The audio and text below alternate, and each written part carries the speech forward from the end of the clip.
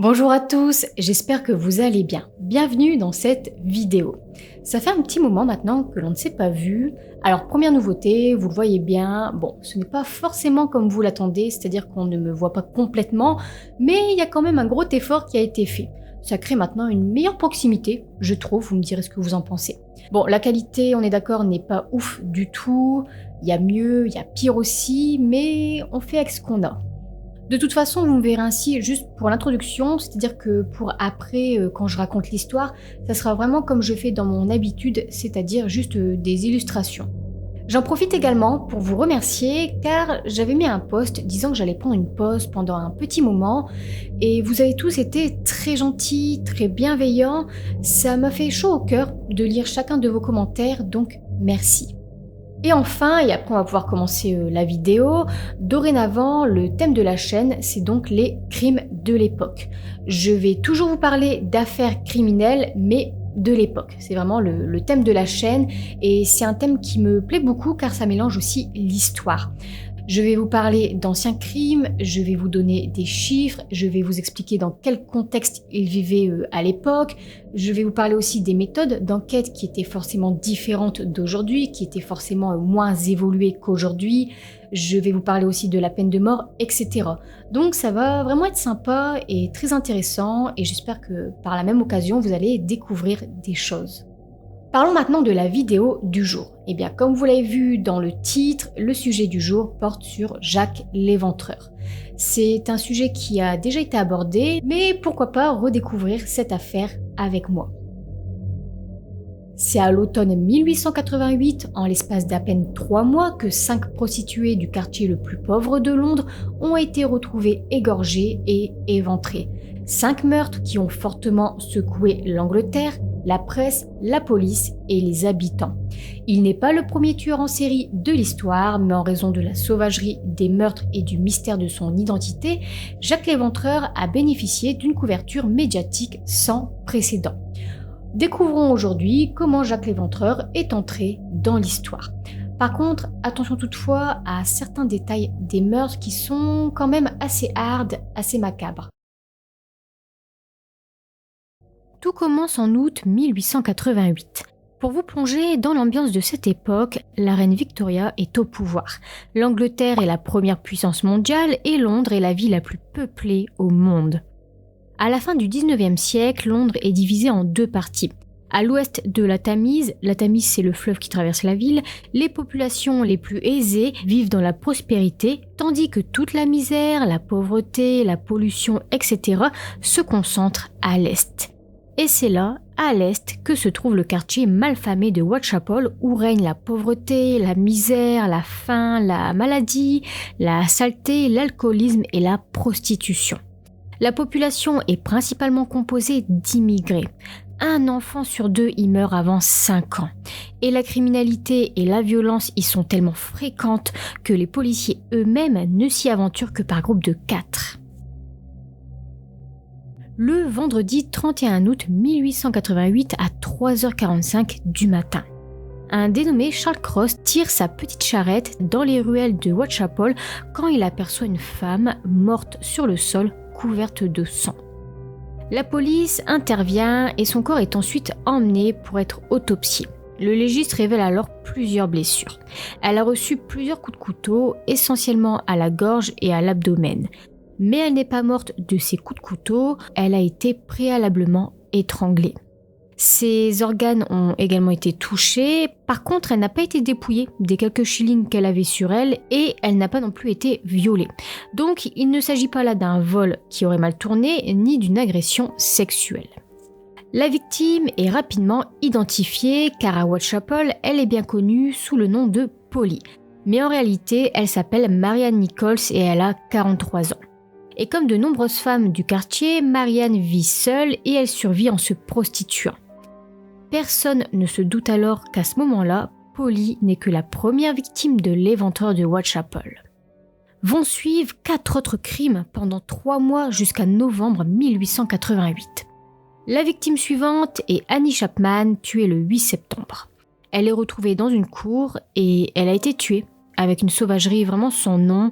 Sa tête est presque séparée du corps et l'assassin a prélevé des morceaux des organes de sa victime. La victime suivante est Elizabeth Stride, tuée le 30 septembre. Elle a simplement, entre guillemets, été égorgée. Il n'a pas pu faire plus, il a tué rapidement car il a été interrompu.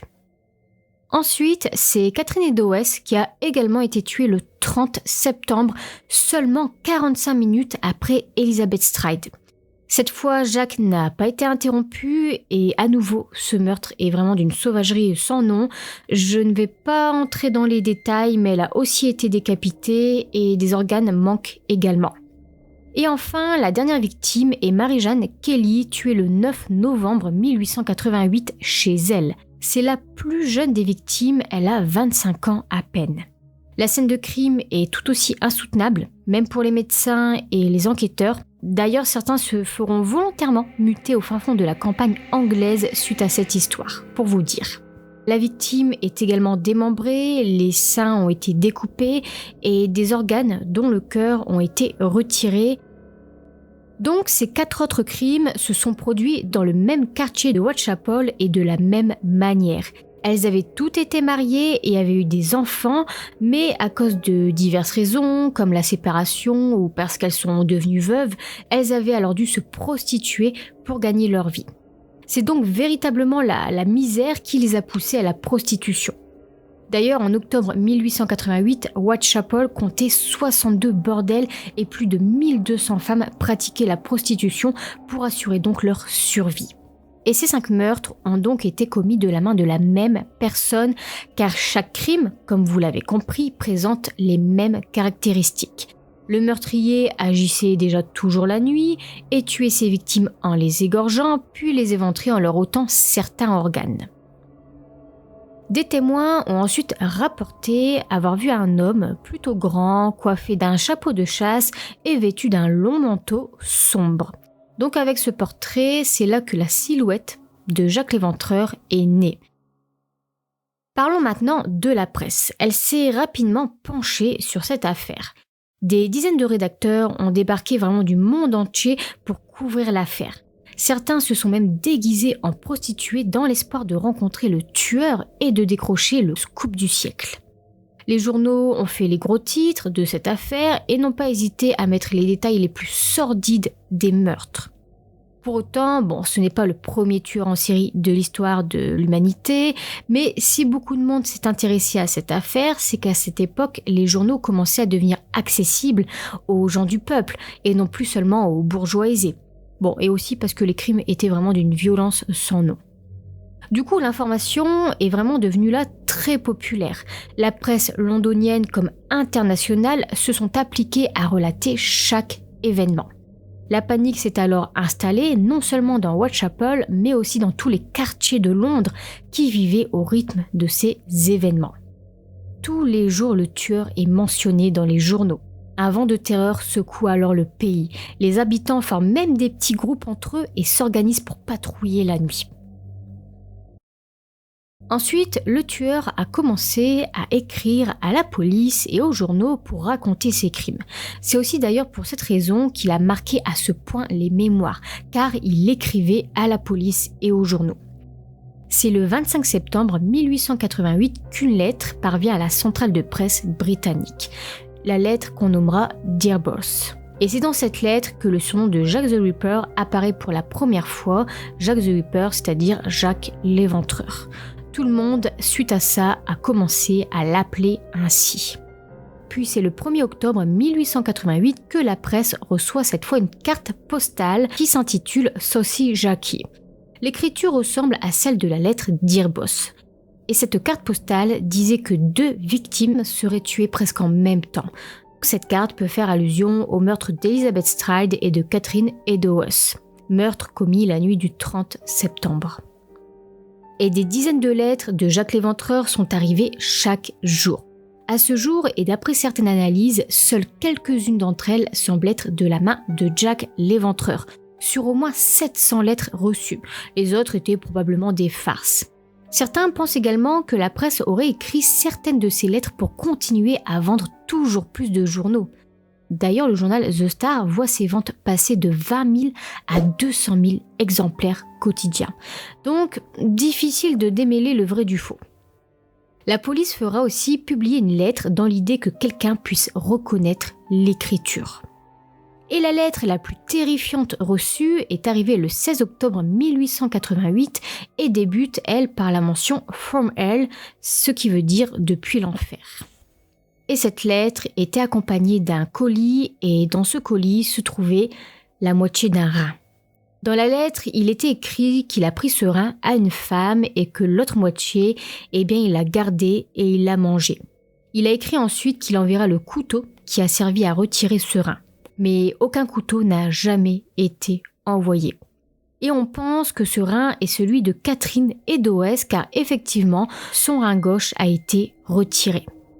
Et certains pensaient que ce colis était une farce macabre, mais un médecin a examiné le rein et a effectivement établi que c'était un rein d'origine humaine et qu'il provenait effectivement du côté gauche.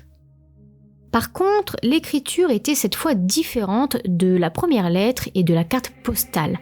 Donc certains ont commencé à penser que la première lettre et la carte postale avaient été écrites par un journaliste dans le but de propulser les ventes de son journal. À ce moment-là, Jacques l'Éventreur terrifie davantage les habitants, en plus de narguer la police et de manipuler la presse.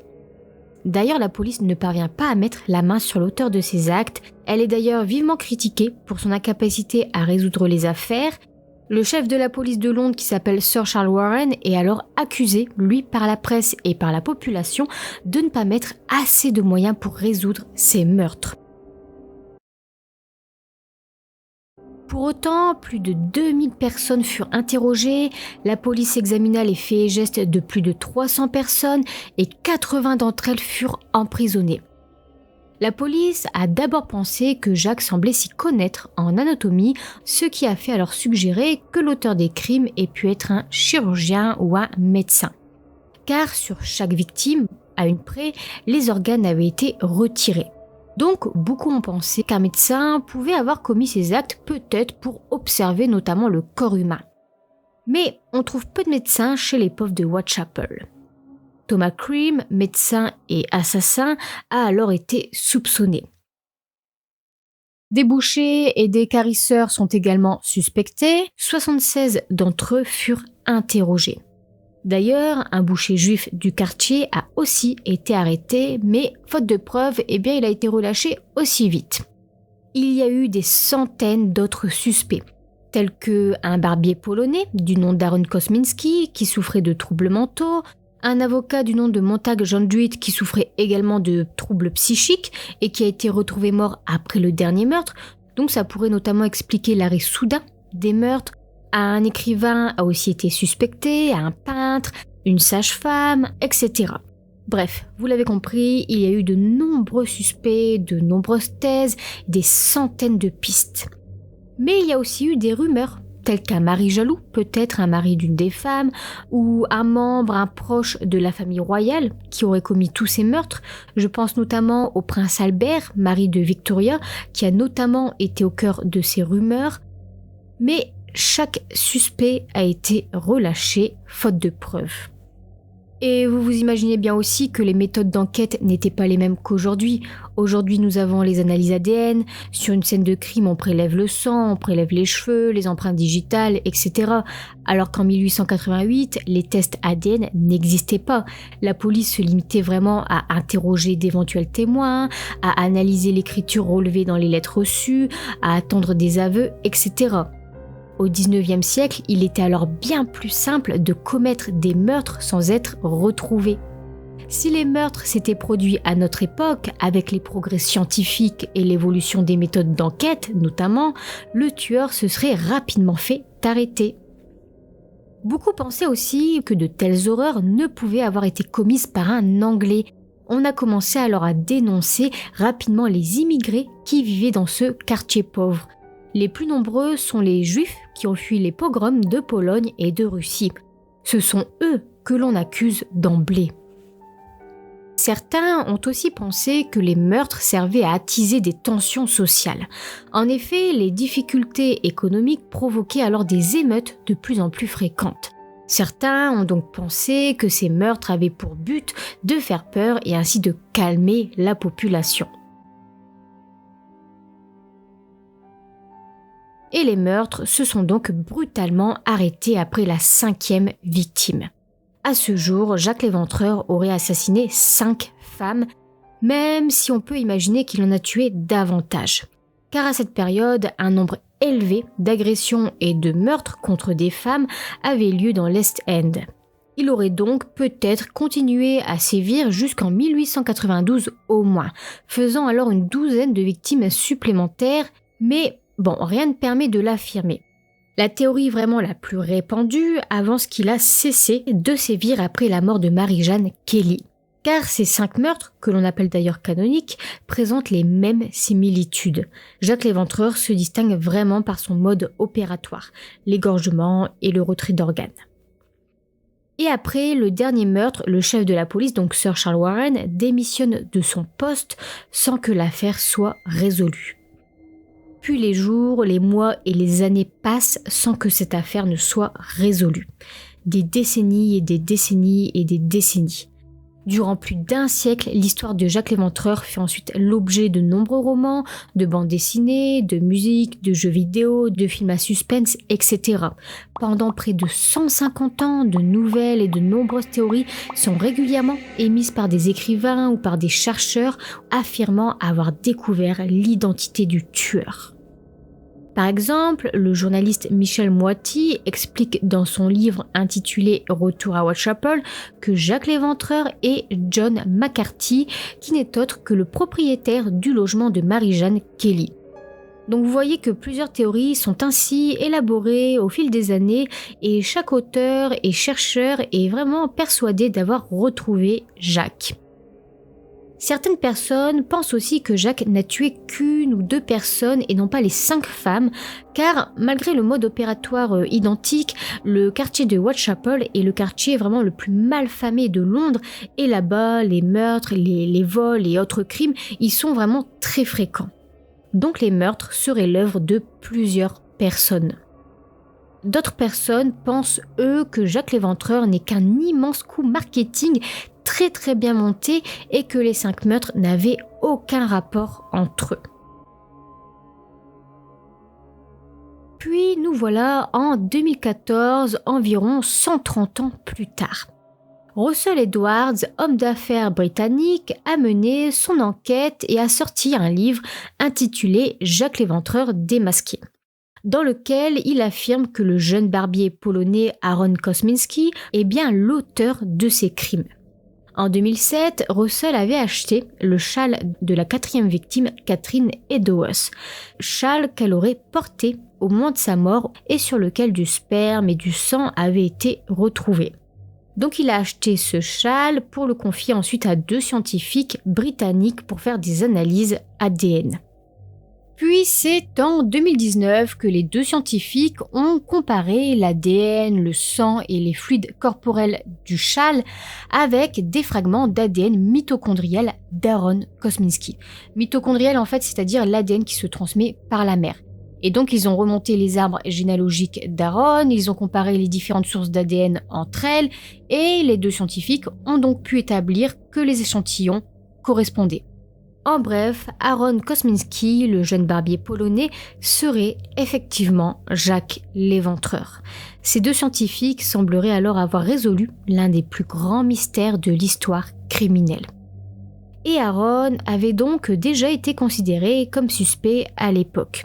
Il était donc un barbier et émigré polonais âgé de seulement 23 ans au moment des faits. Il était réputé violent, solitaire et souffrant d'hallucinations et de paranoïa. Et il habitait à proximité des scènes de crime. Et il avait notamment été suspecté car un témoin avait affirmé à la police l'avoir vu en compagnie d'une des victimes juste avant qu'elle soit assassinée. Mais ce témoin s'était rétracté quelque temps plus tard et faute de preuves suffisantes, Aaron avait finalement été relâché. Puis en 1890, il fut interné en hôpital psychiatrique pour avoir attaqué sa sœur au couteau. Il y restera jusqu'à sa mort en 1919 à 53 ans. Et s'il est vraiment l'assassin, le fait qu'il ait été interné expliquerait alors que les crimes aient brusquement cessé. Mais malgré ces résultats scientifiques, la certitude sur l'identité de Jacques l'Éventreur n'est pas pour autant complètement établie, n'est pas entière. Car certains scientifiques contestent ces résultats, questionnant notamment l'authenticité du châle acquis aux enchères en 2007.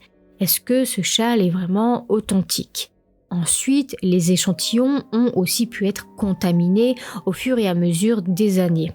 Et au sujet du sang et du sperme retrouvés sur le châle, eh bien ça pose aussi question car la victime ne semble pas avoir été agressée sexuellement, donc ces éléments peuvent seulement prouver qu'un homme a couché avec elle, mais pas forcément le tueur. Voilà, c'en est terminé pour l'histoire de Jacques l'Éventreur. Il passionnera vraiment toujours autant les historiens, les criminologues et autres écrivains. Personne ne saura vraiment qui il était.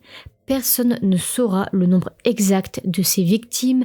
Personne ne saura pourquoi il a arrêté brutalement de tuer, ni pourquoi il tuait d'ailleurs et pourquoi de cette manière. J'espère que cette affaire vous a plu et je vous retrouve dans une prochaine vidéo pour d'autres affaires criminelles de l'époque.